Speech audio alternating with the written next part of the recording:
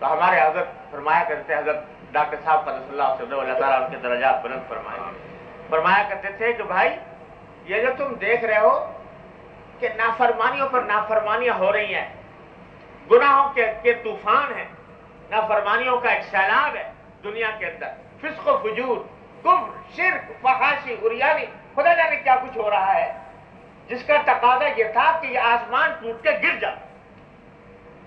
اللہ تبارک و تعالیٰ کا قہر نازل ہو جاتا، اللہ تعالیٰ کا عذاب نازل ہو جاتا۔ اس سے کم باتیں ہوئی تھی پچھلی امتوں کے اندر، عذاب آ گئے۔ لوط علیہ السلام کی قوم پر کیسا عذاب آیا، ہود علیہ السلام کی قوم پر کیسا عذاب آیا، صالح علیہ السلام کی قوم پر کیسا عذاب آیا۔ آج دیکھنے کو نظر یہ آتا ہے کہ بعض اوقات محسوس ہوتا ہے کہ اس سے زیادہ نافرمانیاں ہو رہی زمین کے اوپر، تو اس کا تقاضا یہ تھا کہ یہاں پر ہم مٹا دیے جاتے ہیں سب کے ساتھ۔ لیکن فرمایا، ہمارے حضرت ڈاکٹر صاحب رحمۃ اللہ علیہ فرمایا کرتے تھے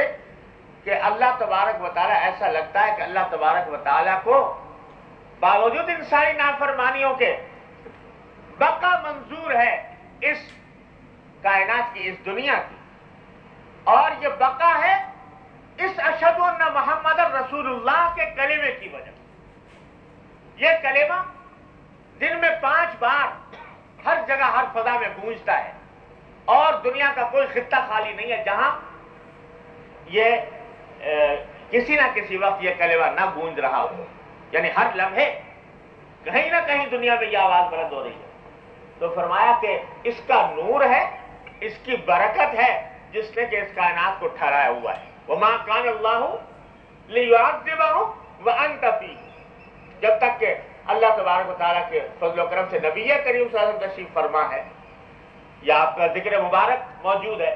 تو اللہ تعالیٰ عذاب عام نازل نہیں فرماتے، اس کا محفوظ رکھا ہوا ہے۔ تو یہ اللہ تبارک و تعالیٰ کا فضل و کرم ہے کہ نبی کریم صلی اللہ علیہ وسلم کے اس ذکر مبارک کی وجہ سے یہ کائنات بچی ہوئی ہے۔ جس دن یہ ختم ہو گیا، کائنات بھی ختم ہو گئی۔